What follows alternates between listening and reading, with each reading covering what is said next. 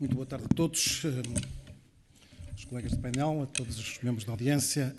Muito obrigado ao Colabor por este convite para aqui estar nesta iniciativa. E vou então tentar partilhar convosco algumas ideias sobre esta temática, tentando responder ao desafio do nosso coordenador deste painel. De facto, e tentando responder desde já, a tecnologia é neste momento um meio para eventualmente atingirmos alguma utopia, porque em última análise, e dizendo por vezes e percebendo tudo aquilo que, e sobretudo aquilo de novo, e o de novo, os medos e os receios e os perigos que a tecnologia nos podem trazer, há aqui por trás da promessa tecnológica duas ideias quase irrecusáveis. E uma delas, que tem a ver muito com o que eu vou falar, é a ideia de que podemos quase acabar com o trabalho repetitivo e só vamos fazer trabalho mais conceptual e trabalho mais criativo e, portanto, e todo aquilo que é o trabalho, aquele trabalho menos agradável, portanto, poderá ser teoricamente acabado e, portanto, essa ideia, mesmo que irrealista, é uma ideia que é muito atrativa. E a outra, que vem do lado da parte mais bio e do que se passa na medicina regenerativa, é a promessa de uma quase vida eterna e, portanto, estas duas promessas são quase irrecusáveis e, portanto, nós andamos atrás da tecnologia para isto, ou pelo menos é com essa desculpa que andamos. Nós temos muitas dúvidas sobre o que está a acontecer neste momento, mas é absolutamente claro que estamos numa transformação digital, portanto, e numa omnipresença dos meios digitais, sejam aqueles que temos em casa, sejam aqueles que estão acessíveis na cloud ou em todo o tipo de plataformas, portanto, isso está mesmo a acontecer. Uma novidade, mas que já é realidade, é essa coisa da internet das coisas, portanto, não somos só nós que falamos, ou os dispositivos que estão conectados.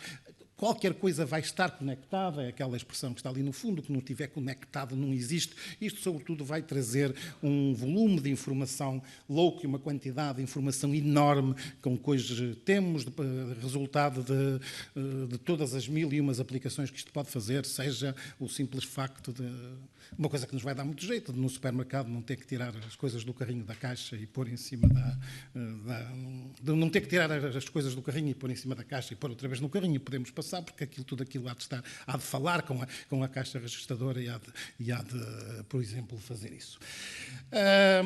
Mais do que isso, cada vez mais estas informações da internet das coisas, que antes no passado eram praticamente a informação que estava no código de barras, uma informação muito simples a dizer o que é que aquilo era, cada vez mais as coisas vão ter essa informação sob uma forma mais elaborada, com algum processamento já a esse nível e, portanto, as coisas vão ter capazes de falar e ter alguma inteligência dentro e, portanto, isto já está a acontecer hoje, já está a acontecer para tudo, para as coisas ou até para as pessoas, sobretudo aquelas que não podem comunicar, eventualmente comunicarem através destes dispositivos. Tudo isto está a exigir uma infraestrutura de comunicação brutal, mas ela está a acontecer e nós estamos na emergência dela a acontecer, ela está anunciada em tudo, até nas guerras entre os Estados Unidos e a China, com esta questão dos 5G. Nós, dentro de 1, 2, 3 anos, vamos multiplicar por 10 a capacidade que temos de comunicar e, portanto, estas coisas de nós hoje transferirmos uma file mais pequena, isto ser imediato, mas se for um ficheiro com alguns giga, um filme ou qualquer coisa do género, isto vai ser imediato também, dentro de 3 ou 4 anos. E, portanto, isto é um salto absolutamente enorme que vai tornar esta questão uma realidade. Tudo isto está a acontecer e a associação entre portanto, sobretudo este volume de informação muito grande, e algoritmos e capacidade de cálculo muito grande das máquinas computacionais, traz essa coisa que é, de facto, nova, porque do ponto de vista conceptual já existe há muito tempo, que é a inteligência artificial, mas que hoje está a ser possível de ser concretizada do ponto de vista prático em aplicações diárias nas empresas, nas nossas vidas. E este é, de facto, um mundo um bocadinho novo, porque Estamos a criar máquinas que elas próprias vão ter capacidade. Até agora nós criávamos dispositivos mais ou menos complexos, mas que nós programávamos. Estamos a criar equipamentos que eles próprios vão ser capazes de se autoprogramar, de evoluírem, de terem uma evolução, de se auto-melhorarem e, portanto, de abrirmos uma porta que pode ser muito interessante, mas que certamente traz alguns riscos, porque é uma novidade. Até hoje isto nunca aconteceu. Nós nunca tivemos dispositivos não humanos que se desenvolvessem do ponto de vista da sua capacidade mental e da sua inteligência. Certamente que algumas espécies o fizeram, algumas espécies animais, mas nunca tivemos isso com máquinas a fazê-lo e, portanto, este é algo diferente que está a acontecer. Isto é acompanhado da questão da virtualização. A virtualização vai mudar as interfaces provavelmente vamos deixar de ter o painel do computador e vamos ter a maior parte dessa interface feita por lentes nos nossos olhos, como vamos deixar de ter o teclado e vamos falar para o computador, provavelmente é isso que vai acontecer. Mas isto tem muita implicação no mercado de trabalho, nomeadamente nas questões de formação, a realidade aumentada, o modo como um trabalhador vai desempenhar a sua função, uma função mais complexa, aquela que ainda não possa ser feita por um robô, certamente vai ser enquadrada por estas tecnologias que estão cada vez mais utilizáveis. O futuro dos computadores, a presença dos robôs foi anunciada várias vezes houve a ameaça dos robôs virem aí. Desta vez parece que é mesmo que eles venham de uma maneira forte, por questões de custo, por questões de comunicabilidade, por questões de interação. Sim, as operações são cada vez mais utilizadas e muitas vezes os robôs são utilizados por questões de produtividade, de baixar os custos, porque temos ali uma máquina que trabalha 3 turnos e portanto, tem essa lógica, portanto, chamemos-lhe mais economicista, mas há muitos robôs que são utilizados por outro tipo de questões, por fazerem operações que, de facto, um humano não consegue fazer, por fazerem operações perigosas, onde, certamente, os humanos não as deviam fazer, portanto, nem sempre é uma questão apenas de uma eficiência económica ou produtiva que está por detrás desta questão. Mas os robôs estão aí a generalizar. Eu gosto muito desta imagem aqui, a mostrar um robô na construção civil. Aqueles robôs não estão a construir casas, estão a desmantelar casas, estão a destruir casas, portanto, e a reciclar o material da obra, algo que, do ponto de vista hoje, praticamente, quando nós tivemos que destruir hoje uma parede, fazemos aquilo, ou fazem hoje. Quem faz isso com uma marreta e um cinzel e dá cabo daquela parede, aqui isto pode ser recuperado. Portanto, há coisas interessantes que aparecem aqui deste lado. Há também os chamados exoesqueletos, robôs que dão uma capacidade, uma força, fazem um super-homem ou coisa do género. Mas tudo isto são tecnologias, portanto, já bastante, eu diria, estabelecidas. Onde está a fronteira do conhecimento hoje, são aqueles slides que estão mais na parte de baixo, quer nos robôs colaborativos, os robôs provavelmente vão criar um laboratório colaborativo um dia destes, os robôs que trabalham conjuntamente uns com outros e, portanto, sabem perfeitamente o que é que estão a fazer e têm a inteligência para fazer isso, ou os robôs mesmo colaborativos com humanos, em que o robô reage ao que o humano faz e, portanto, há uma interação entre o robô e o humano. Isto é certamente um passo muito à frente daquilo que até hoje temos visto. É isto que está por trás do chavão do 4.0, da indústria 4.0, que é então o conectado, o automóvel, o automatizado ou flexível e, certamente, a consciência ambiental que tem que ter. É isto que está por trás da indústria 4.0, esta revolução do ponto de vista tecnológico. Mas que tem alguns processos próprios, nomeadamente as questões da impressão 3D, fazendo peças que não eram possível fazer antes e que hoje se fazem por mecanismos deste tipo. Mas, de facto, aquilo que está por trás desta indústria e que cria um desafio muito grande às empresas são todas estas tecnologias, mas são sobretudo 2 paradigmas que estão a mudar e esses é que fazem a diferença.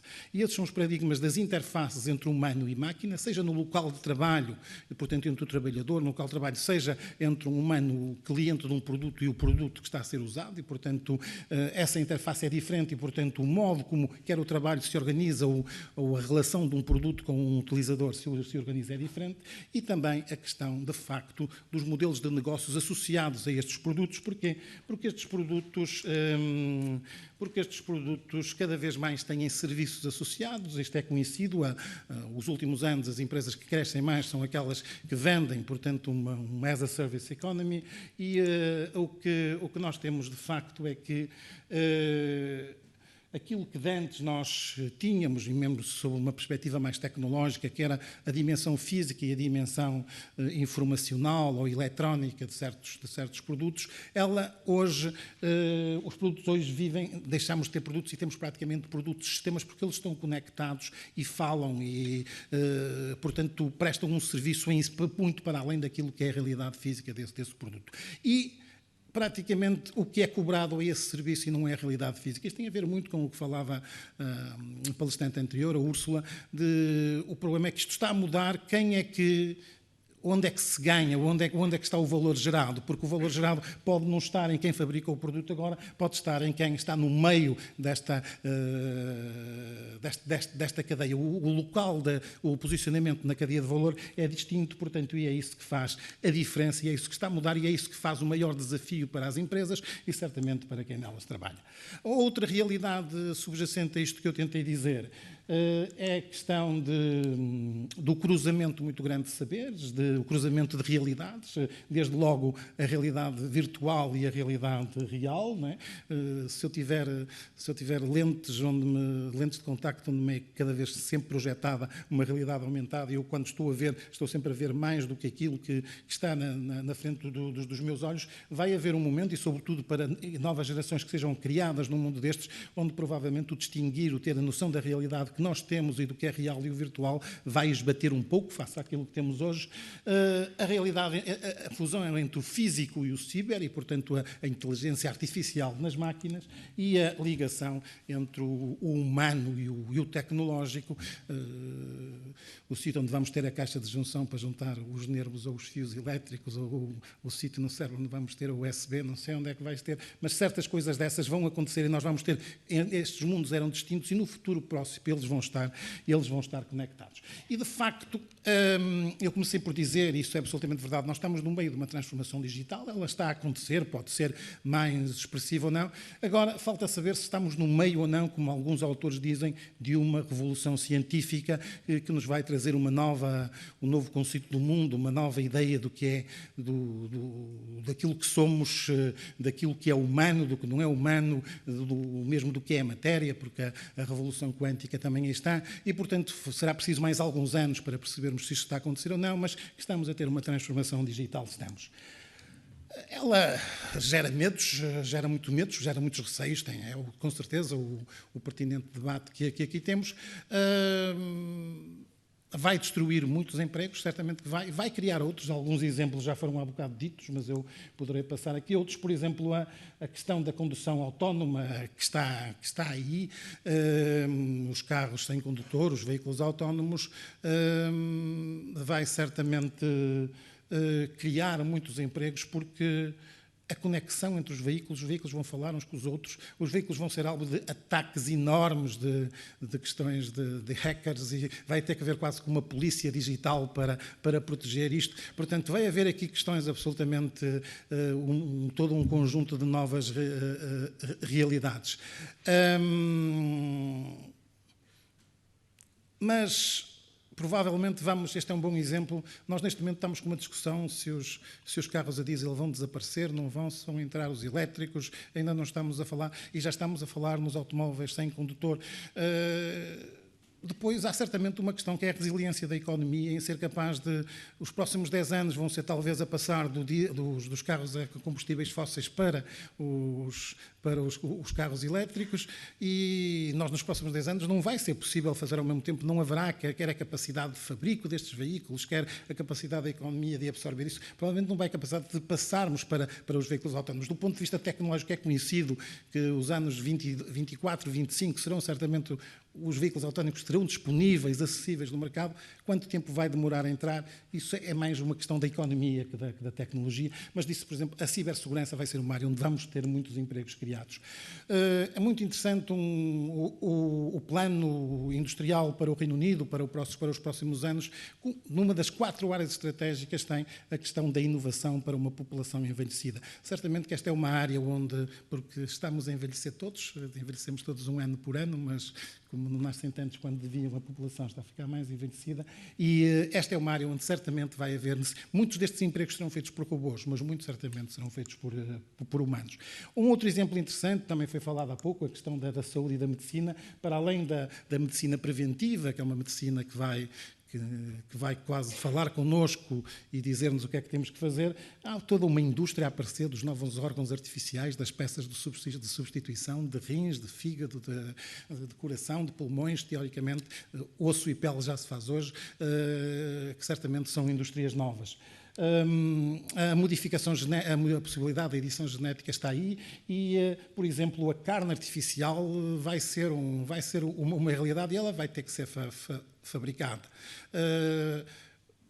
Pode haver pessoas que queiram que até, portanto, haja lógicas do ponto de vista de veganismo ou de outro tipo para justificar, portanto, opções de vida das pessoas. Mas, independentemente disso, ou independentemente dessas opções, quando tivermos 10 mil milhões de habitantes na Terra, não há possibilidade de produzir carne ao nível que é produzida hoje. Ou se houvesse, tínhamos um impacto ambiental disso de uma maneira tremenda. Portanto, ou deixamos de comer carne, ou se quisermos comer carne, vamos ter que a produzir de outro modo, porque ela não há maneira de a produzir pelo modo que produzimos agora.